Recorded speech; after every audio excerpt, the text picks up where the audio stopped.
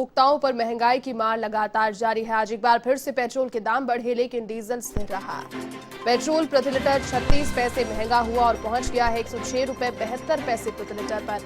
Diesel की दर आज प्रति लीटर 98 रुपए 55 पैसे पर स्थिर रही।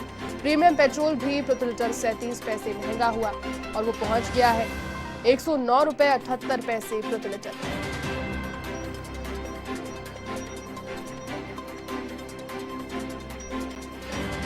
चलिए इसी खबर पर अधिक अपडेट के साथ सहयोगी बीके शर्मा इस वक्त मेरे साथ फोन लाइन पर जुट गए हैं। बीके, देखिए लगातार पेट्रोल डीजल के जो दाम है, पेट्रोल डीजल क्या अब तो हर तरीके की वस्तुओं के दाम ही उपभोक्ता की जेब से और पहुंच से काफी दूर जाते जा रहे हैं। आज एक बार फिर से पेट्रोल के दाम बढ़े हैं। बीके जयती, ये इस दौर में लगातार दूसरी बार हुआ है कि केवल पेट्रोल के दाम बढ़े हैं, डीजल के दाम नहीं बढ़े हैं जी। और लेकिन ऐसा हालांकि पहले भी होता आया है, लेकिन जब किसी एक पेट्रोल या डीजल में से किसी एक के 10 पैसे से नीचे दाम बढ़ते हैं तो दूसरे के लगभग स्थिर रहते हैं, क्योंकि एक 5-6 पैसे का अगर बढ़ोतरी होती है तो दूसरा लगभग स्थिर रहते हैं। लेकिन उसके बाद में अगर उससे ऊपर ज्यादा बढ़ोतरी होती है तो दोनों की कीमतें बढ़ती हैं जी। क्योंकि मूल जो इसका कंटेंट है वो तो क्रूड ऑयल है, जिससे डीजल भी बनता है और पेट्रोल भी बनता है कच्चे तेल से।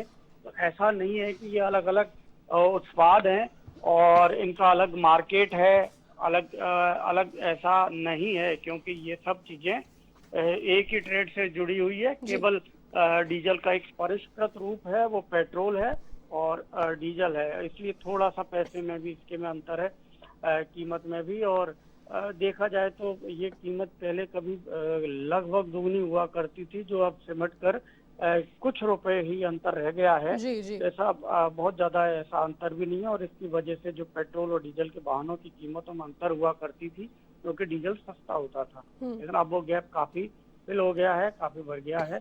तो वो एक अलग मुद्दा है। दूसरा ये है कि कीमतें बढ़ती जा रही हैं और ये लगातार बढ़ रही हैं और ये आज सर अब ये मीडिया में जरूर ये मुद्दा लगातार हम भी बात उठाते हैं, आप भी लगातार सवाल पूछते हैं कि वजह क्या है, लेकिन जवाब जिसको देना चाहिए वो है सरकारी सिस्टम, सरकार को ये जवाब देना चाहिए। लेकिन आप देखेंगे कि पिछले 6 महीने में सरकार ने इसके ऊपर आकर, सरकार के किसी प्रतिनिधि ने, मंत्री ने या किसी जो पेट्रोलियम मंत्रालय है, डिपार्टमेंट्स हैं, उनके किसी बड़े अधिकारी ने आके और स्पष्टीकरण दिया हो, बात की हो, वो नहीं हुई है जैसी। और केवल कुछ सवाल उठाए जरूर जा रहे हैं मीडिया में। और दूसरा विपक्ष की ओर से भी ज्यादा कुछ नहीं है। एक बार कांग्रेस ने एक दिन का ये धरना प्रदर्शन जरूर किया था, उसके बाद कोई बड़ा आंदोलन ऐसा कुछ है नहीं, तो इसलिए सरकार के ऊपर दबाव नहीं है और शायद वो दूसरे मुद्दों में उलझी हुई है। तो हम अपनी जिम्मेदारी पूरी कर रहे हैं और क्योंकि ये जनता के ऊपर ये बहुत ही बड़ा भार है इस महामारी के इस दौर में, तो ऐसे में जनता की आवाज उठाने की जिम्मेदारी हमारी है। लेकिन सरकार को इस बारे में विचार जरूर करना चाहिए और कोशिशें करनी चाहिए। राज्य सरकारों के साथ मिलकर, केंद्र और राज्य सरकार मिलकर कुछ टैक्सों का भार कम करके उपभोक्ताओं को राहत दे सकते हैं। लेकिन दुर्भाग्यपूर्ण स्थिति यही है कि इस पर चर्चा ही नहीं हो रही, दोनों ही प्लेटफॉर्म पर, राज्य और केंद्र दोनों के प्लेटफॉर्म पर। जी जी बिल्कुल, कहीं ना कहीं फुटबॉल बनकर पूरा मुद्दा रह गया है कहा जा सकता है। लेकिन ये भी बात है कि चौतरफा महंगाई बीके बढ़ी है, सिर्फ पेट्रोल डीजल ईंधन के ही नहीं, चारों तरफ से अब तो रसोई गैस भी इतनी ज्यादा पहुंच से दूर चली गई है कि लोग एक बार फिर से चूल्हे की ओर बढ़ने लगे हैं। जो एक डिजिटल इंडिया का सपना था वो यहाँ पर धूमिल होता हुआ नजर आ रहा है। कितना ज्यादा पेशेंस यहाँ पर टेस्ट करेगी सरकारें जो है आम जनता का?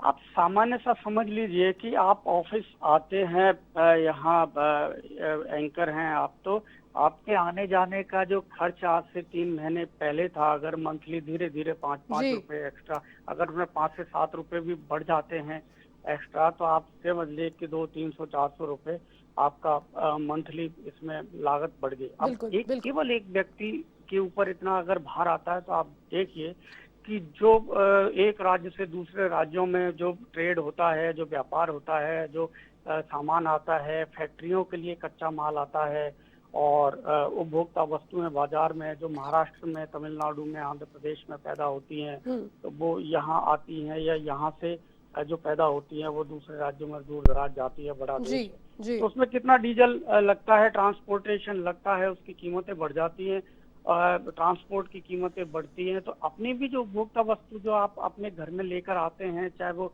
मिर्च मसाला आटा दाल जो भी कुछ है, उसमें 20 से 30% तक केवल माल ढुलाई का हिस्सा होता है, उसकी कीमत होती है।